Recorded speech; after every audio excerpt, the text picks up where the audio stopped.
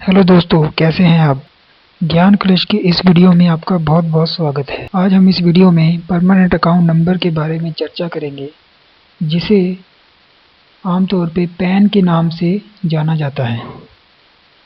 तो चलिए दोस्तों, हम एक नज़र डाल लेते हैं कि इस वीडियो के अंदर हम कौन कौन से टॉपिक को कवर करेंगे। सबसे पहले हम देखेंगे कि पैन कार्ड क्या होता है।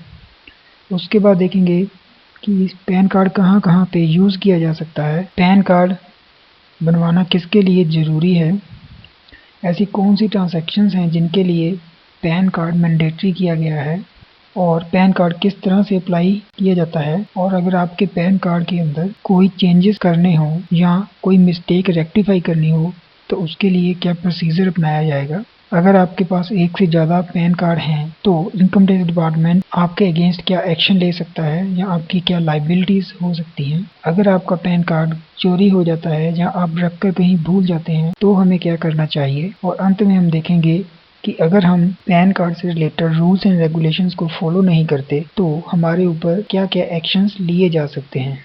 तो आइए दोस्तों शुरू करते हैं। सबसे पहले देखते हैं कि पैन कार्ड होता क्या है। दोस्तों, जब भी कोई पर्सन पैन कार्ड के लिए एप्लीकेशन डालता है तो इनकम टैक्स डिपार्टमेंट एक 10 कैरेक्टर का नंबर अलॉट करता है जिसे पैन नंबर कहा जाता है, और ये एक प्लास्टिक के कार्ड के ऊपर प्रिंट होता है जो और कुछ इस तरह से दिखता है, जिसके ऊपर पैन होल्डर का first name, father's name, date of birth और उसका परमानेंट अकाउंट नंबर लिखा होता है, और उसके नीचे पैन होल्डर के सिग्नेचर होते हैं और साथ ही में पैन होल्डर की पिक्चर लगी होती है। तो अब हम देख लेते हैं पैन नंबर जो आपको अलॉट किया जाता है उसकी स्ट्रक्चर क्या होती है। अगर आप किसी भी पैन नंबर को देखेंगे तो आप स्ट्रक्चर जानने के बाद ये पता लगा पाएंगे कि ये पैन नंबर किसी फर्म का है, इंडिविजुअल का है, कंपनी का है, ट्रस्ट का है या किसी भी अदर पर्सन का है। तो इसके लिए हम एक एग्जाम्पल के तौर पे पैन नंबर ले लेते हैं PSBLG XXD।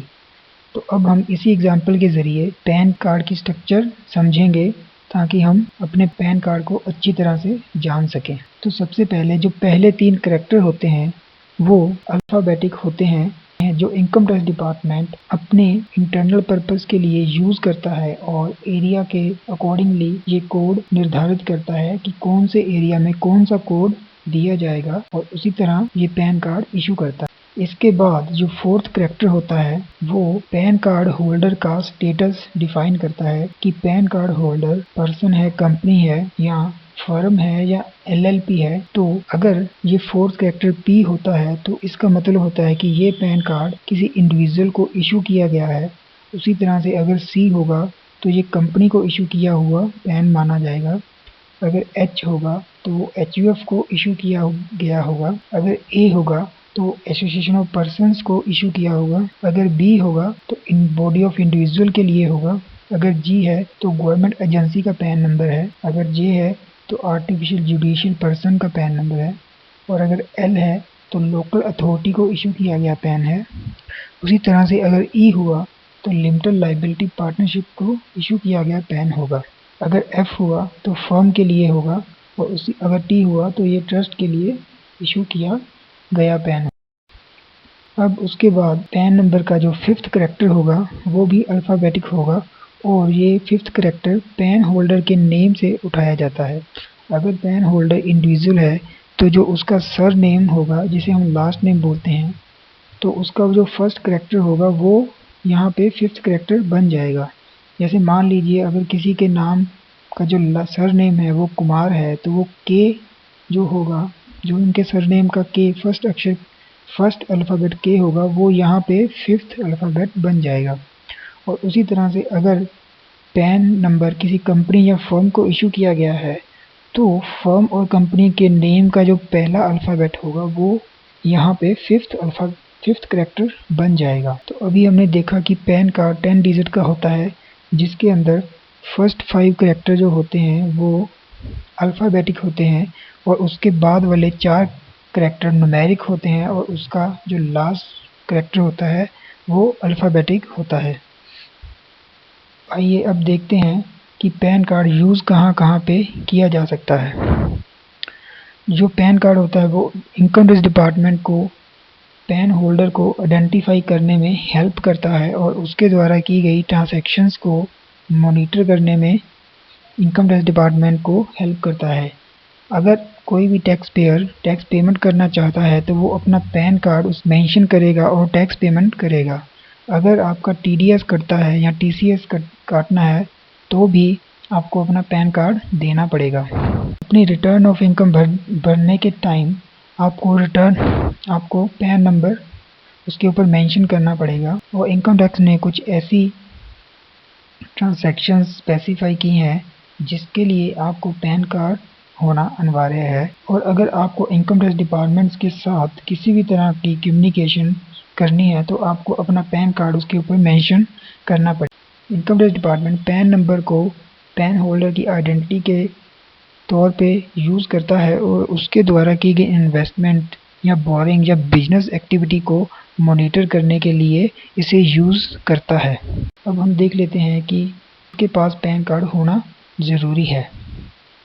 Income tax act के अंदर कुछ रूल्स दिए गए हैं जिसके अकॉर्डिंगली अगर किसी पर्सन की इनकम जो basic exemption limit income tax के अंदर दी गई है उससे ज़्यादा हो तो उसको पैन कार्ड लेना पड़ेगा। जैसे कि मान लीजिए अगर एक इंडिविजुअल है और उसकी इनकम 2.5 लाख से ज़्यादा है तो उसे पैन कार्ड लेना पड़ेगा। उसी तरह से चैरिटेबल ट्रस्ट जिनको अपनी इनकम की रिटर्न फाइल करनी पड़ती है सेक्शन 139(4)A के अंडर उन्हें भी पैन कार्ड लेना अनिवार्य है। अगर कोई भी पर्सन बिजनेस या प्रोफेशन कैरी करता है और उसकी पूरे ईयर की रसीद 5 लाख रुपए हो जाती है, जहां उसे लगता है कि इस वर्ष मेरी जो रसीद है वो 5 लाख रुपए हो जाएगी तो उसे भी पैन कार्ड लेना पड़ेगा। उसी तरह से अगर कोई भी पर्सन इंपोर्ट या एक्सपोर्ट करना चाहता है तो उसे भी पैन कार्ड लेना ज़रूरी हो जाएगा। अगर किसी भी पर्सन को कुछ ऐसी इनकम आ रही है जिसके ऊपर टीडीएस काटना ज़रूरी है तो उसे पैन कार्ड लेना अनिवार्य हो जाएगा। जैसे कि मान लीजिए अगर आपने कोई लॉटरी की टिकट डाली थी और आप लॉटरी विन कर जाते हैं तो एज़ पर इनकम टैक्स इसके ऊपर जो लॉटरी की इनकम होगी, जो लॉटरी का प्राइस होगा उसके ऊपर 30% टीडीएस काटना पड़ेगा। तो इसलिए आपको पैन कार्ड लेना पड़ेगा, चाहे आपकी जो बाकी की ग्रॉस इनकम है वो 2.5 लाख से कम ही क्यों ना हो। अगर कोई भी पर्सन मैन्युफैक्चरिंग करता है और एक्साइज के अंदर वो एक्साइज ड्यूटी पे करने के लिए लायबल हो जाता है तो भी उसे पैन नंबर लेना पड़ेगा। मान लीजिए कोई भी पर्सन मैन्युफैक्चरिंग नहीं करता मगर वो चाहता है कि वो एक्साइज के अंदर बिल काट कर दे जिसको यूज़ कर उसके कस्टमर एक्साइज ड्यूटी का क्लेम कर सकें तो भी उसे पैन कार्ड लेना पड़ेगा। अगर कोई भी पर्सन सर्विस देता है और सर्विस टैक्स के दायरे में आ जाता है तो उन्हें पैन कार्ड लेना ज़रूरी हो जाएगा। अगर आप वैट या सेल टैक्स के अंदर रजिस्टर हैं तो भी आपको पैन कार्ड लेना पड़ेगा। इनकम टैक्स एक्ट के अंदर कुछ ट्रांजैक्शंस लिखी गई हैं जिनको करने के लिए आपके पास पैन कार्ड होना ज़रूरी है। अगर आप वो ट्रांजैक्शंस करते हैं तो भी आपको पैन कार्ड लेना पड़ेगा। तो ये कुछ इनकम टैक्स की प्रोविज़न थी जिनके अंदर एक पर्सन को पैन नंबर लेना ज़रूरी था। तो आइए अब हम देख लेते हैं कि ऐसी कौन सी ट्रांजैक्शंस हैं जो इनकम टैक्स डिपार्टमेंट ने मैंडेटरी की हैं कि अगर आप वो करना चाहेंगे तो आपको पैन नंबर लेना ज़रूरी है। सबसे पहले तो अगर आप कोई गाड़ी या बाइक परचेज़ करते हैं या सेल करते हैं तो उसके लिए आपके पास पैन नंबर होना ज़रूरी है। अगर आपको किसी भी बैंक में अकाउंट खुलवाना है, सेविंग बैंक अकाउंट खुलवाना है या कोऑपरेटिव बैंक में अकाउंट खुलवाना है तो उसके लिए पैन कार्ड बनवाना ज़रूरी है। अगर आप डेबिट कार्ड या क्रेडिट कार्ड के लिए एप्लीकेशन डाल रहे हैं तो भी आपको पैन कार्ड चाहिए होगा। अगर आप शेयर मार्केट में ट्रेड करना चाहते हैं और डीमैट अकाउंट खुलवाना चाहते हैं तो भी आपको पैन कार्ड लगाना ज़रूरी है। अगर आप किसी होटल या रेस्टोरेंट में कोई भी फंक्शन या पार्टी रखते हैं और आपका बिल की अमाउंट 50,000 से ऊपर हो जाती है और आप वो पेमेंट कैश में करते हैं तो भी आपको पैन कार्ड देना पड़ेगा। अगर आप फॉरेन कंट्री जा रहे हैं, आप ट्रिप पे जा रहे हैं और आपकी टिकट्स की अमाउंट 50,000 रुपये से ज़्यादा है और आप वो कैश में पेमेंट कर रहे हैं तो भी आपको पैन कार्ड लेना पड़ेगा। अगर आप म्यूचुअल फंड में इन्वेस्ट करना चाहते हैं और अमाउंट 50,000 से ऊपर है तो भी आपको पैन कार्ड की आवश्यकता। अगर आप डिबेंचर्स या बॉन्ड खरीदना चाहते हैं और उनकी अमाउंट 50,000 से ज़्यादा है तो आपको पैन कार्ड की आवश्यकता होगी। अगर आप रिजर्व बैंक द्वारा इशू किए गए बॉन्ड्स खरीदना चाहते हैं तो भी आपके पास पैन कार्ड होना ज़रूरी है। अगर आप एक दिन में किसी भी बैंक में या कोऑपरेटिव बैंक में कैश जमा करवा रहे हैं और वो कैश 50,000 से ऊपर है तो आपको पैन कार्ड चाहिए होगा। उसी तरह से अगर आप किसी भी बैंक से ड्राफ्ट बनवा रहे हैं या बैंकर्स चेक ले रहे हैं और उसके लिए आप पेमेंट कैश में कर रहे हैं तो आपको पैन कार्ड देना पड़ेगा। अगर आपकी ड्राफ्ट की जो वैल्यू है वो 50,000 रुपये से ज़्यादा होगी। अगर आप एफडी करवा रहे हैं और एक टाइम में अगर आपकी एफडी की अमाउंट जो है वो 50,000 से ज़्यादा है तो आपको पैन कार्ड देना पड़ेगा। उसी तरह से अगर आप एक वक्त में 50,000 से कम की एफडी करवा रहे हैं मगर आपके जो पूरे फाइनेंशियल ईयर में जो एफडी की अमाउंट है वो 5 लाख से ज़्यादा हो जाती है तो भी आपको पैन कार्ड देना पड़ेगा। चाहे आप ये एफडी बैंक में करवा रहे हैं, पोस्ट ऑफिस में करवा रहे हो या फिर निधि कंपनीज के अंदर करवा रहे हो या फिर नॉन बैंकिंग फाइनेंशियल कंपनी के साथ करवा रहे हो, आपको पैन कार्ड देना पड़ेगा। अगर आप इंश्योरेंस पॉलिसी ले रहे हैं और उसकी जो इंश्योरेंस प्रीमियम है वो 50,000 रुपये से ज़्यादा है तो भी आपके लिए पैन कार्ड लेना अनिवार्य है। अगर आप सिक्योरिटी परचेज कर रहे हैं, अगर उनकी वैल्यू 1 लाख रुपए से ज़्यादा है तो भी आपको पैन कार्ड चाहिए होगा। अगर आप किसी ऐसी कंपनी के शेयर खरीद रहे हैं जो स्टॉक एक्सचेंज में लिस्टेड नहीं है और उनकी वैल्यू 1 लाख रुपए से ज़्यादा है तो भी आपको पैन कार्ड देना पड़ेगा।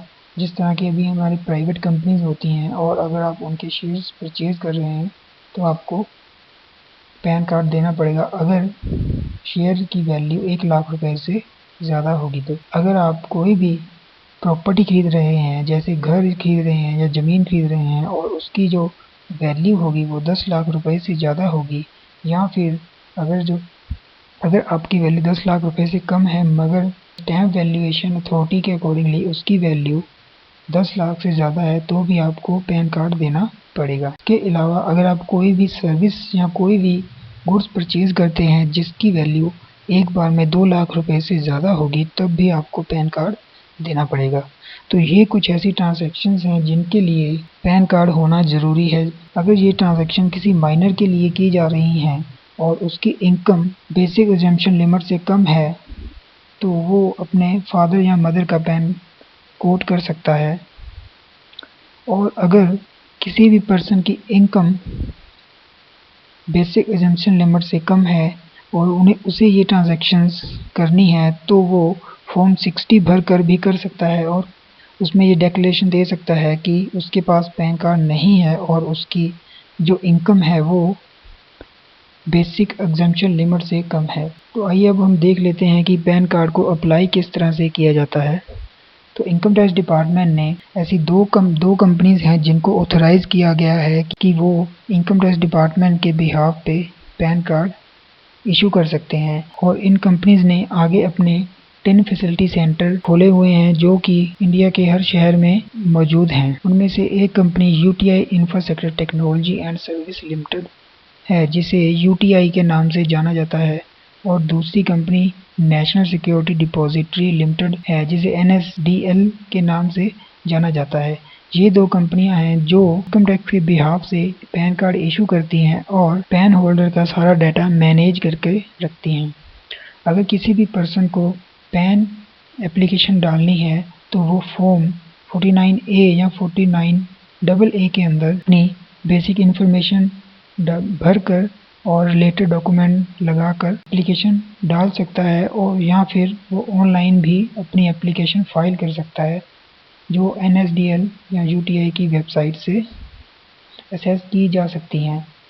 दोस्तों हमने इस टॉपिक के ऊपर एक अलग से वीडियो बनाया गया है how to apply PAN card online, जिसका लिंक हमने डिस्क्रिप्शन बॉक्स में दिया गया है। आप चाहें तो वहां से वो वीडियो देख सकते हैं। इनकम टैक्स के अंदर कुछ ऐसी प्रोविज़न हैं कि कोई भी पर्सन एक से ज़्यादा पैन कार्ड नहीं रख सकता।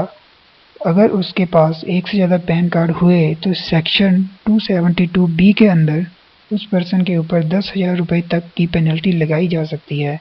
इसीलिए दोस्तों अगर किसी के भी पास एक से ज़्यादा पैन कार्ड हैं तो वो अपने pan card income tax department को सरेंडर कर सकता है। दोस्तों अगर आप अपना पैन कार्ड कहीं रखकर भूल गए हैं या वो चोरी हो गया है तो भी आप उसके रिलेटेड इन्फॉर्मेशन ले सकते हैं। आपको सिर्फ करना ये होगा कि आप इनकम टैक्स की वेबसाइट www.incometaxindia.gov.in पर जाइए और नो योर पैन के अंदर अपनी कुछ बेसिक इन्फॉर्मेशन डाल के, जैसे कि आपका name, father's name, date of birth डाल के आप अपने पैन की इन्फॉर्मेशन निकाल सकते हैं।